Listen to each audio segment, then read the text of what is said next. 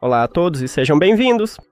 Neste vídeo, vou mostrar como ativar o reforço de graves nos seus fones de ouvido, HUAWEI FreeBuds SE 2.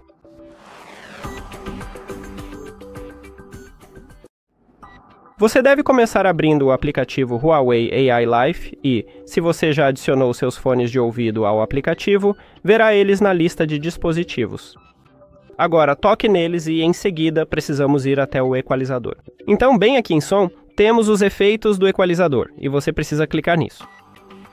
E bem aqui no canto superior direito temos um pré-ajuste de reforço de graves, então é só clicar nele para ativá-lo. Agora, se voltarmos, você pode ver aqui que mudamos para o reforço de graves e estamos usando esse pré-ajuste. É isso. Obrigado por assistir a este vídeo. E se você achou útil, por favor, considere se inscrever no canal e deixar um like no vídeo. Até a próxima.